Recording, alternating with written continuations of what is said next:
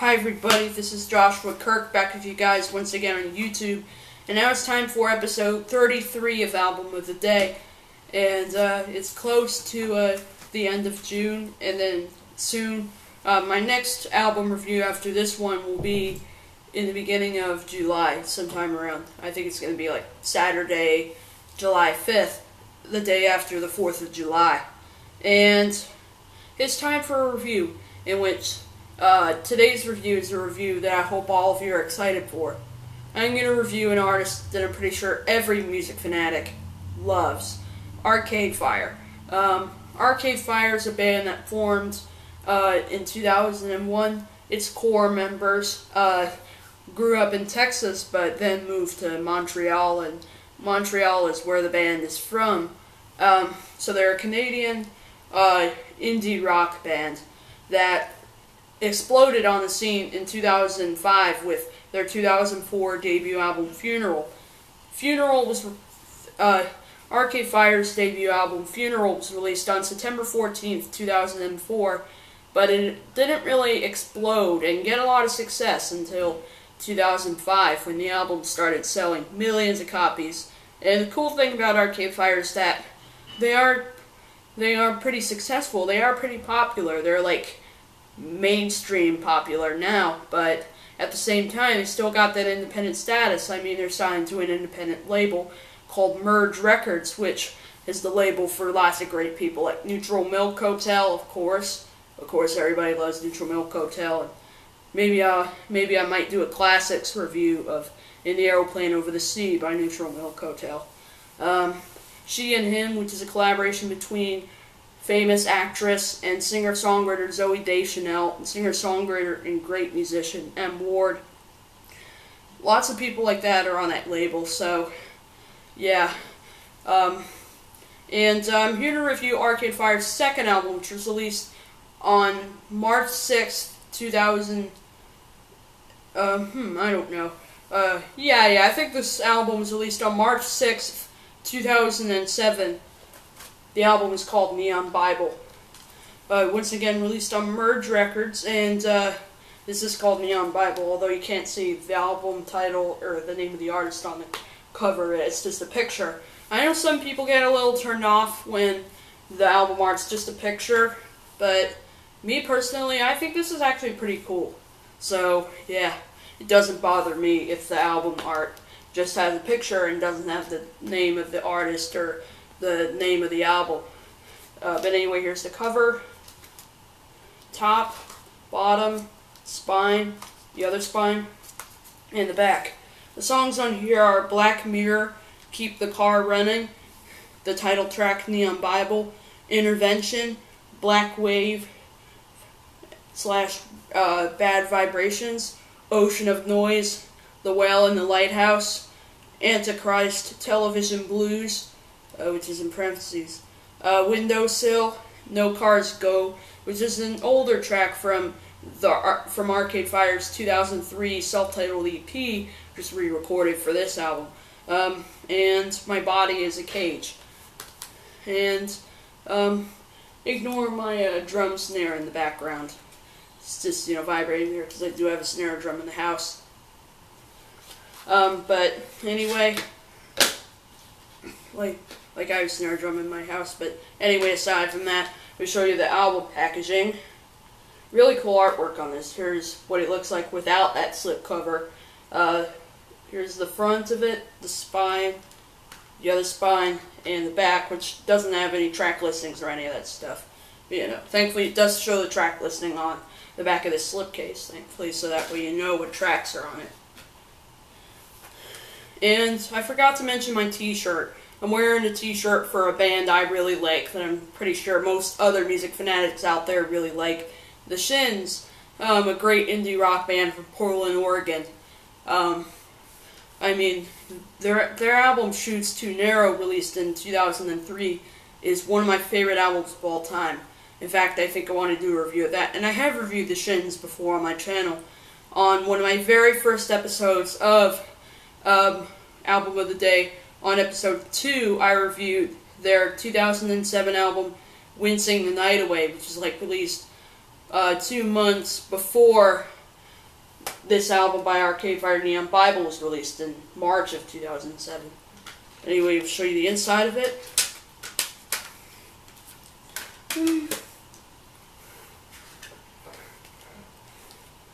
Track listing on the back of the booklet, and it has lyrics as well as some weird little like photos here, which aren't really photos of the band, but like progression reels and all kinds of stuff. And it has pictures of like a pipe organ in a church, which makes sense because there is use of a churchy pipe organ used on Neon Bible.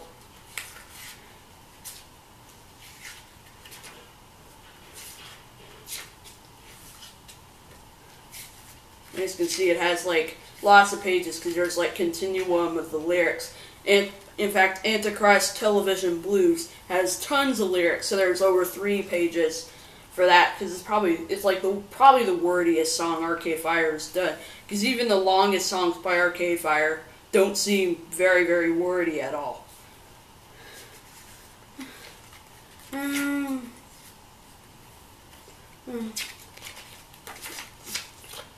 More footage of that pipe organ.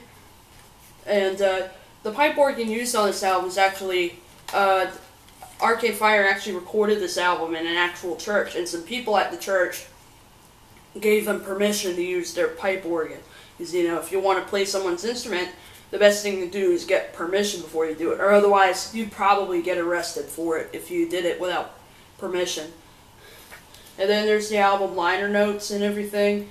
And this is the first album of Arcade Fire to feature Jeremy Gara as the drummer of the group. He also plays keyboards and guitar a little bit with Arcade Fire too.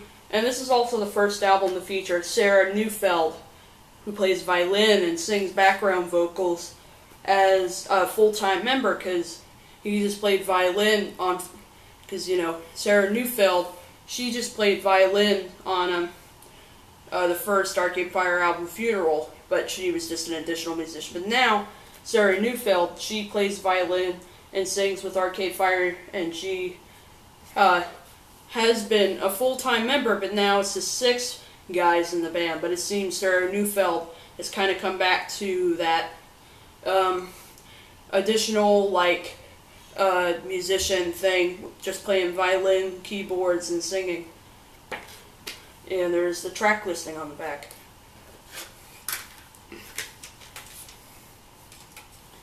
Let me show you the CD.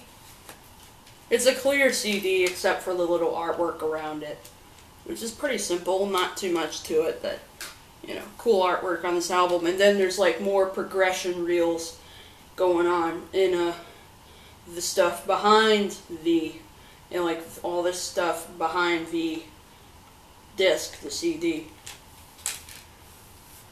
Pretty cool. Pretty cool progression reel footage put on this album, which makes sense since there's a song on here, Black Mirror, that has a line that says shot by a security camera, because it looks like most of those images were shot by, it seems like most of those church images were like shot with a security camera on here. Alright, there's Neon Bible. That's the packaging for the album by Arcade Fire.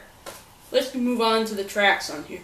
So the first track on here is the song Black Mirror. And right off the bat, when you listen to this song, you know this is a whole different Arcade Fire on Neon Bible.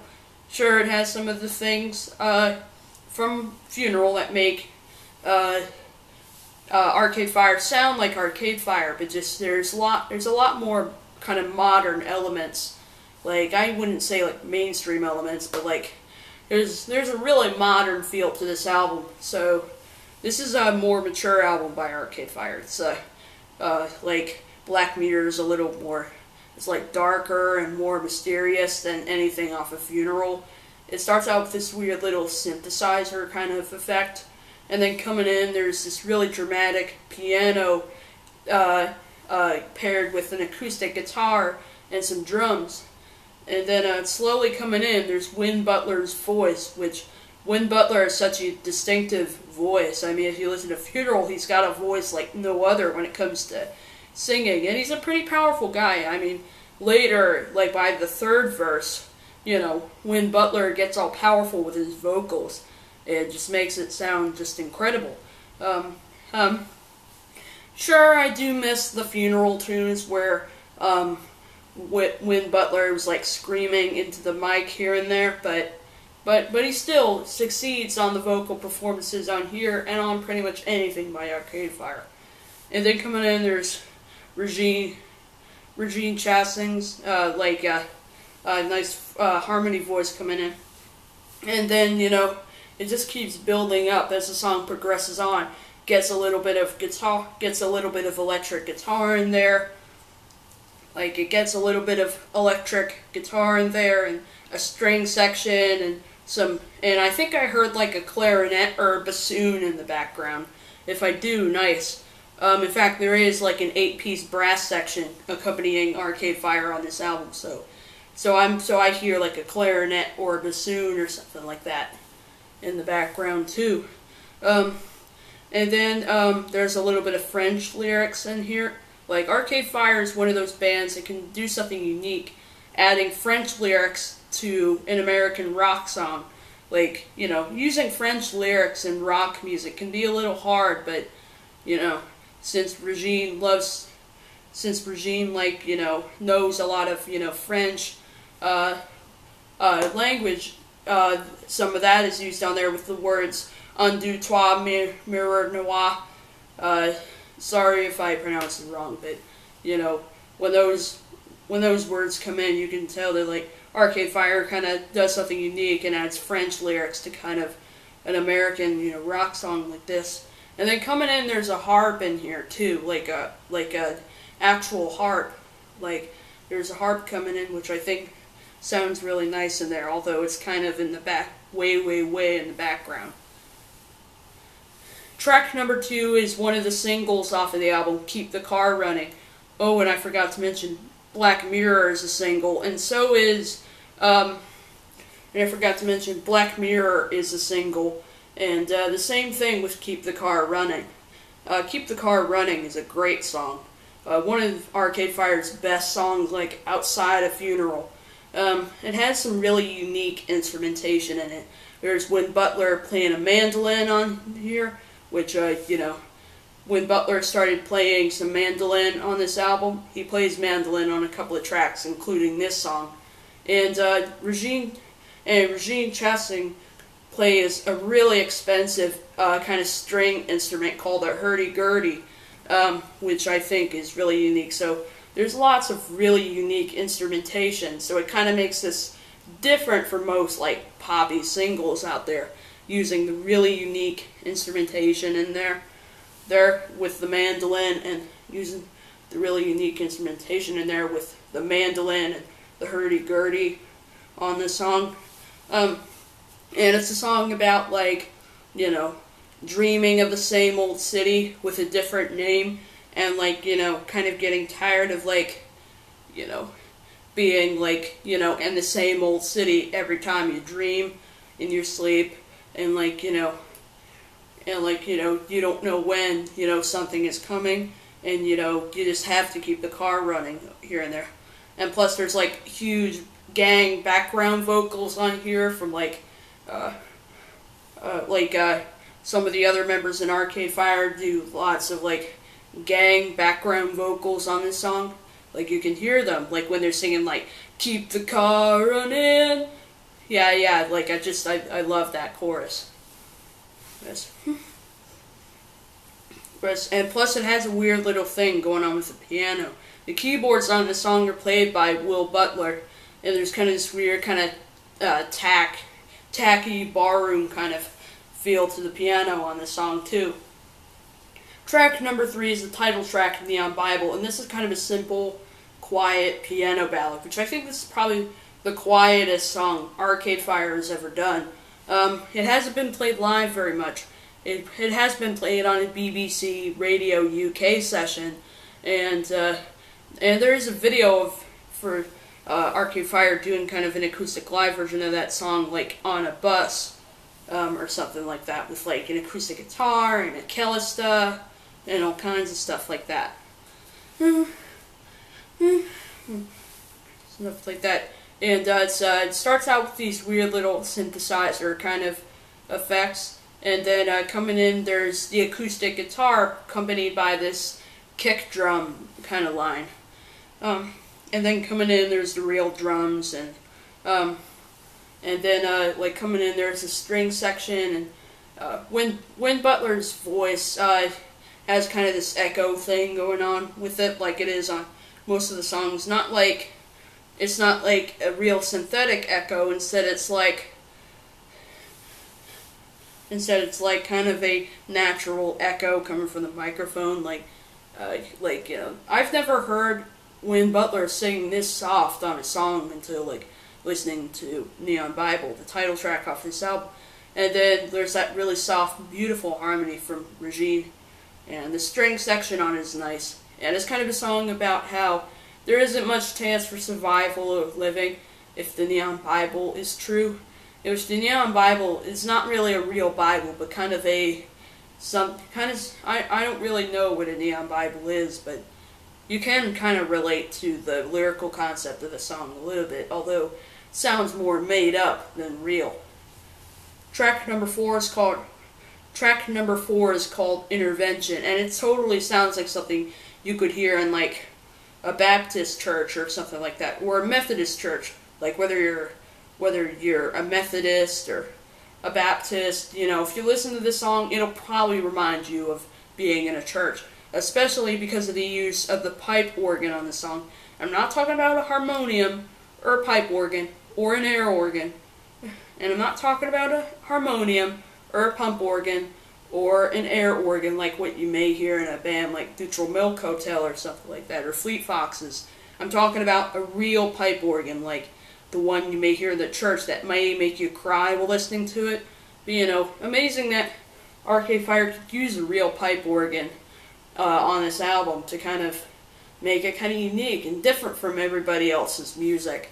And amazing how they could use a pipe organ on this album without like tearing you up while listening to it. Like Intervention's real upbeat with acoustic guitars and glockenspiel and strings and pipe organ, bass, drums, and this weird little like slide guitar in the background or something like that. And it's kind of a song about like, you know, working for a church where your life falls apart and where your family dies, and you know, it's a pretty dark song lyrically, but at the same time really euphoric and upbeat that just makes you real happy and alive while listening to it. The great thing about Arcade Fire, they're the kind of band that can just make you happy, that can turn any frown into a big huge grin. I mean, you know, they're the kind of band that has a real euphoric and climatic cinematic sound that just makes you feel so happy and just proud to be living. I mean, every time I listen to Arcade Fire, I'm like, yeah, I'm so happy to be alive. Track number 5 is a transition song, Black Wave and Bad Vibrations. It starts out with Regine singing the lead vocal on like Bad Vibrations or whatever it is, accompanied by synthesizers, drums, bass, and a string section too. And then comes into like Black Wave, which comes in with glockenspiel, and this, which comes, and like Black Wave kind of comes in with the tempo changing to a much slower tempo, to like a ballad or something like that, with a glockenspiel, and then with Win Butler going back onto the lead vocal again. And it's really interesting, this song, because who else sings lead vocal and plays keyboards on a song other than like what Win Butler does on this song, Black Wave and Bad Vibrations, and the same thing he does on My Body is a Cage, the closing track. Track number 6 is called Ocean of Noise, and this is a more darker and mysterious song, kind of like Black Mirror. It starts out with what sounds like someone in the studio taping like a thunderstorm going on outside of the studio. And then, like, you know, coming in, there's this drum machine, a really thick bass line, and some little atmospheric guitars. And then coming in, there's the piano and drums. And let me tell you, the strings and the guitars just sound incredible on here.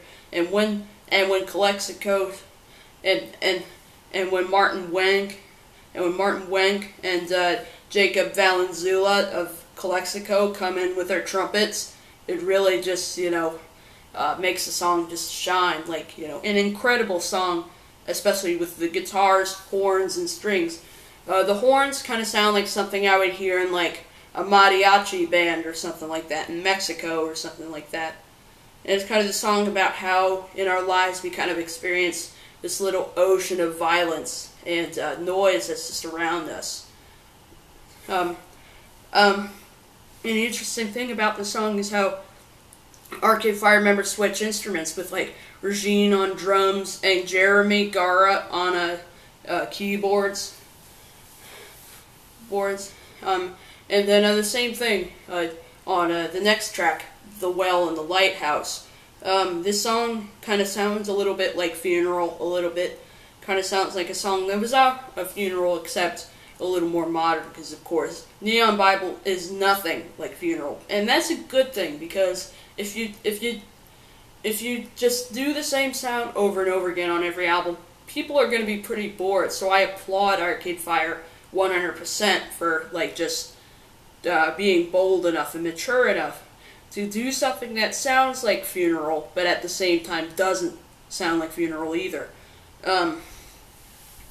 And there's some interesting instrumentation switches, once again, on The Well and the Lighthouse, with Regine on drums and Jeremy Gara on keyboards. And that's kind of a song that kind of starts out with this little lyric about, being in jail for, like, a crime that someone commits or something. The strings on here sound really nice, and the tempo changes make this really interesting too. Like, it starts out kind of a fast, upbeat tempo. The strings kind of sound like, the strings and woodwinds kind of sound like something I would hear in, like, some sort of, maybe a drama movie or something like that. And then the tempo gets slower by the end of the song into something really interesting. And this song is just one of the best on the album, and I think the strings are probably my favorite part of this song. Like, without the strings, the album would be lacking something. And thankfully, there's, like, a string section on every single song on this album, thankfully. Track number 8 is called Antichrist Television Blues, and once again, when Butler gets back onto the mandolin and sings about, through being cute and being nice and talking about, like, fearing God and plus not wanting salvation anymore, it's kind of a song about, like, just not wanting to be a Christian anymore and just wanting to be a friend with the devil or something like that. So I think the religious concept of this song lyrically totally fits in with the name Neon Bible, because if you hear the word Bible, instantly you think of, oh, religion. So thankfully, there are plenty of lyrics on here about religion and all that stuff. And Antichrist Television Blues is a perfect example of that. It just leads by example of the religious themed songs lyrically. So musically, it sounds great with the piano and the mandolin and the strings, and I think it's really the lyrics that totally make Antichrist Television Blues just a standout track on this album. That just really makes it just stand alone on this album, really stand out. Because, a song's really got to stand out on an album, really. Track number 9 is called Windowsill, and it's kind of a song about not wanting to live. It's sort of, track number 9 is called Windowsill, and it's kind of a song about Arcade Fire member and lead singer-songwriter of the group, Win Butler, just not wanting to live in his father's house anymore, and just not wanting to see something that he's over with at his windowsill or something like that. And I like how it starts out with just acoustic guitars and a string section, but then eventually coming in there's the But then eventually coming in, there's the build up with the strings and the drums and everything. So yeah, it's just a really great build up song. Track number 10 is called No Cars Go, and let me say, bam, this is like my favorite song in the whole album. It's like a nearly 6-minute track that's just so euphoric and cinematic, and it's one of their best songs to play live too. I mean, with Regine's accordion and with Regine Chesing playing the accordion along with that string section, just sounds really nice and lavish in there. And it's got like big drums and big guitars and horns, and then there's like some big like horns in there too. And then there's like the little shouts of "Hi" in the background. Like this is just one of Arcade Fire's best songs. It may not be on Funeral, but it is just incredible. And I think anything by Arcade Fire can be incredible. But when they do it live, they make it sound even better, even better. So I think No Cars Go is a great song on the album, but even better when they play it at a concert. And this song is originally on the Arcade Fire self-titled EP released in 2003, but then re-recorded for the 2007 one. And I know some people kind of debate which one is better, but I really like the 2007 version. I think it's a little more big, and I think it's just a lot more exciting than the one off of the Arcade Fire EP. But that's just my opinion. The closing track is called My Body is a Cage, and starts out with these weird little like synthesizer treatments paired with Butler doing this weird little kind of shaky, distorted voice with the vocals, and then coming in there's pipe organ and strings and guitars, bass and drums and horns, and it's just a great build-up track. Like the pipe organ on this song sounds absolutely phenomenal, just like it does on Intervention. And it's a song about like having this body that it's a song about like there's those people out there that kind of have this body of theirs that kind of makes them feel like they can't dance with the one they love because they're all just cold and shaky, and just their body feels like a cage to them. Production wise, very well done, and for Neon Bible, production wise, it's very well done and mature. I highly applaud Arcade Fire for experimenting with this new sound. Lyrically, it's excellent with all the religious lyrics, especially on Antichrist Television Blues, and musically, just very well done with lots of instruments.